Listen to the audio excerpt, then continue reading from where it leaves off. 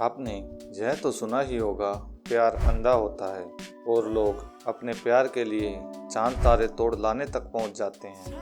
मगर क्या शायद कोई अपने प्यार के लिए एक ही परिवार के 9 लोगों की हत्या भी कर सकता है? थोड़ा अजीब है, परंतु यह पूरी तरह सच है। तेलंगाना काम आए संजय को रफीका नाम की महिला से प्यार हो गया, मगर कुछ समय बाद एक के बाद एक 9 लाशें गिर गई। आखिर कैसे इन 9 लोगों की हत्या हुई और इनके पीछे किसका हाथ है? चलिए चलते हैं पूरी कहानी की ओर। अगर आपने लव एंड क्राइम शो को सब्सक्राइब नहीं किया है तो जल्दी से सब्सक्राइब कर दें। मार्च 2020 में कोरोना वायरस तेजी से अपने पैर पसार रहा था। देश में लॉकडाउन की घोषणा कर दी गई थी और सभी को घर से बाहर न निकलने की सलाह दी। लेकिन इसी लॉकडाउन की वजह से कुछ लोग मजबूरी में पैदल ही अपने घर की तरफ लौटने लगे और कुछ लोग जहां काम कर रहे थे वहीं फंसे के फंसे रह गए। तेलंगाना के वारंग जिले में एक साई दत्ता ट्रेडर्स नाम की एक बोरी बनाने वाली फैक्ट्री थी, जिसमें ज़्यादातर मजदूर बंगाल और बिहार से थे।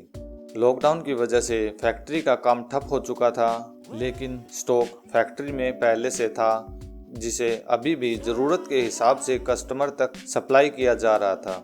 इसलिए कुछ मजदूर फैक्ट्री में ही रुक गए। करीब 2 महीने बाद फैक्ट्री के मालिक जे भास्कर को बोरी के लिए एक बड़ा ऑर्डर मिलता है, तो वह अपने एक ऑटो ड्राइवर को फैक्ट्री में जाने के लिए बोलता है और मजदूरों की मदद से बोरियों को कस्टमर तक पहुंचाने को कहता है। ऑटो ड्राइवर फैक्ट्री के बाहर पहुंचता है और दरवाज़ा नॉक करता है, लेकिन किसी ने दरवाज़ा नहीं खोला। वह कुछ देर बाद वर्कर्स को आवाज़ लगाता है, परंतु किसी का कोई जवाब नहीं आता। कोई जवाब नहीं मिलने पर ऑटो ड्राइवर फैक्ट्री के मालिक भास्कर को यह बात बताता है कि फैक्ट्री के अंदर तो कोई भी मजदूर नहीं है, लेकिन भास्कर के अनुसार वहां 9 से 10 मजदूर होने चाहिए थे। वह तुरंत अपने पार्टनर को कॉल करता है और कुछ आदमियों को लेकर दोनों फैक्ट्री में पहुंच गए और वर्कर्स की तलाश में लग गए। कई घंटे बीत गए, परंतु मजदूरों का कोई सुराग नहीं मिला। वे लोग अब फैक्ट्री के आसपास के एरिया में तलाशी लेने लगते हैं और कुछ ही दूरी पर मौजूद एक कुएं तक पहुंच जाते हैं। जब उनमें से एक व्यक्ति कुएं के अंदर झांकता है तो वह चिल्ला उठता है। चिल्लाने की आवाज़ सुनकर सभी लोग वहां आ गए और जब कुएं के अंदर झांक कर देखा तो उन्हें 4 बोरियां कुएं में तैरती दिखाई दी, जिसे देखकर सभी के होश उड़ गए। वे तुरंत पुलिस को इसकी सूचना देते हैं और कुछ ही समय में पुलिस अपनी टीम के साथ वहां पहुंची और बोरियों को कुएं से बाहर निकालने में लग गई। जब चारों बोरियों को खोला गया तो उसमें 4 मजदूरों की लाश मिली, जिनकी पहचान मकसूद की पत्नी निशा, उसकी बेटी उसरा और बेटे बबलू के रूप में हुई। अभी 5 लोग और लापता थे। पुलिस बाकियों की तलाश में लग जाती है, किंतु उनका कोई सुराग नहीं मिलता। पुलिस कुएं के अंदर उतरकर कुएं की गहराई में जांच करने का फैसला करती है और कुछ गोताखोर गहराई तक जाते हैं। सभी लोगों के होश उड़ गए थे, क्योंकि एक के बाद एक 5 बोरियां और कुएं की गहराई से मिली, जिनकी पहचान शाहबाज, सोहेल, शकील, श्याम और श्रीराम के तौर पर हुई। अब टोटल 9 लोगों की लाशें कुएं से मिल चुकी थी और इस खबर से पूरे शहर में हंगामा मच गया।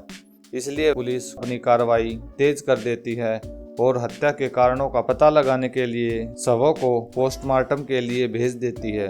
पोस्टमार्टम रिपोर्ट में पता लगता है कि इनकी मौत 20 मई की रात को हुई और नींद की गोलियों की हाई डोज दी गई थी। पुलिस अपनी जांच में लग जाती है और पूछताछ के लिए कई लोगों को हिरासत में भी लेती है, लेकिन पुलिस के हाथ कुछ नहीं लगता। पुलिस आसपास के सीसीटीवी खंगालने में लग जाती है तो उन्हें एक आदमी 20 मई की शाम को साइकिल पर गोदाम की तरफ जाता दिखाई दिया और फिर वही व्यक्ति 21 मई की सुबह फैक्ट्री की तरफ से आता दिखाई दिया।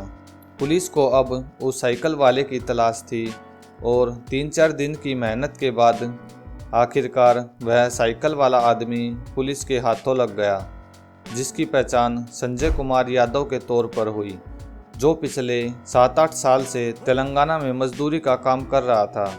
पूछताछ में संजय इन मौतों में अपना हाथ होने से इनकार करता है और मरने वालों को अपना दोस्त बताता है, लेकिन पुलिस को उसकी बातों पर यकीन नहीं था, इसलिए पुलिस सख्ती पर उतर आती है। तो संजय स्वीकार कर लेता है कि उसी ने ही इन सभी की हत्या की है और पूरी कहानी बताता है आखिर उसने ये हत्याएं क्यों की। साल 2014 में संजय काम के सिलसिले से तेलंगाना आया था। जब उसकी मुलाकात मकसूद से हुई और संजय के कहने पर मकसूद जिस बोरी वाली फैक्ट्री में काम करता था उसी में संजय को काम दिलवा दिया। मकसूद का परिवार भी उसी फैक्ट्री में काम करता था, तो कुछ ही दिनों में संजय उनके परिवार का हिस्सा बन गया। मकसूद के परिवार में उसकी पत्नी निशा और निशा की एक रिश्तेदार रफ़ीका और रफ़ीका के 3 बच्चे थे। रफ़ीका भी उसी फैक्ट्री में मज़दूरों के लिए खाना बनाने का काम करती थी। कुछ ही समय में रफ़ीका और संजय काफ़ी करीब आ गए और एक दूसरे से प्यार करने लगे।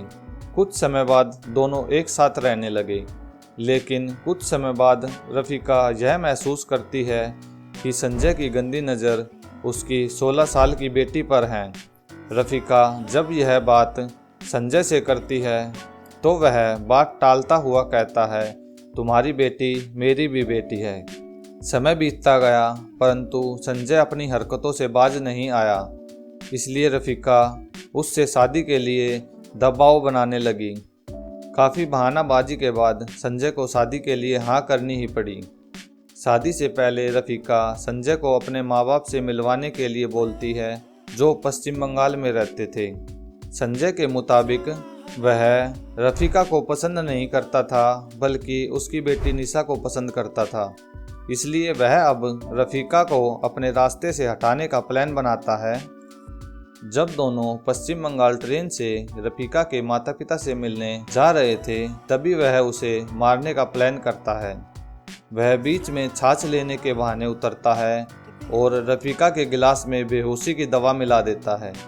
रफ़ीका जैसे ही छाछ पीती है वह बेहोश हो जाती है और रात के अंधेरे में वह रफ़ीका का गला घोंटकर मार देता है और ट्रेन से धक्का देकर गोदावरी जिले के पास फेंक देता है और अगले स्टेशन से वापस तेलंगाना वाली ट्रेन पकड़ लेता है। रेलवे पुलिस को सुबह रफ़ीका की लाश मिलती है, परंतु उसकी पहचान नहीं हो पाती। संजय वापस फैक्ट्री पर पहुंचा तो बच्चे अपनी मां के बारे में पूछते हैं, तो वह कहता है तुम्हारी मां नाना नानी के पास रुक गई और कुछ दिन में वापस आ जाएगी। परंतु मकसूद की पत्नी निशा को शक हुआ और उसने रफ़ीका को फ़ोन किया तो रफ़ीका का फ़ोन बंद आ रहा था। उसने यह बात अपने पति मकसूद को बताई तो दोनों ने मिलकर रफ़ीका के बारे में पूछा और कहा, तुमने नहीं बताया तो हम पुलिस में जाकर कंप्लेन कर देंगे। अब संजय को डर लगने लगा क्योंकि वह रफ़ीका को मार चुका था और अगर वे पुलिस के पास जाएंगे तो वह पक्का फंस जाएगा। उसे रात भर नींद नहीं आई और वह सबको ठिकाने लगाने का प्लान सोचने लगा। अगले दिन मकसूद के बेटे बबलू का जन्मदिन था। जब सब लोग जन्मदिन की पार्टी में बिजी थे, वह चुपचाप किचन में गया और दाल में 60 गोलियां नींद की मिला देता है। लोग आराम से खाना खाते हैं और कुछ ही समय बाद सब बेहोश हो जाते हैं। वह एक एक करके सभी को बोरी में भरता है और पास में मौजूद कुएं में फेंक देता है। पुलिस उसके फ़ोन की तलाशी लेती है तो यह खुलासा भी होता है कि संजय ने रफ़ीका की बेटी की इज्जत भी लूटी और मोबाइल में उसकी वीडियो भी बना ली। इन सभी खुलासों के बाद पुलिस संजय को 10 लोगों की हत्या और नाबालिग से रेप के केस में पकड़ लेती है और काफ़ी लंबे समय के बाद 2023 में अदालत ने संजय को दोषी करार देते हुए फांसी की सज़ा सुना दी। आपके अनुसार उसे क्या सज़ा होनी चाहिए थी, कमेंट में ज़रूर बताएं। और आपको वीडियो पसंद आई हो तो वीडियो को लाइक ज़रूर करें और ऐसी हैरान कर देने वाली सच्ची कहानियों के लिए हमारे चैनल को सब्सक्राइब ज़रूर करें।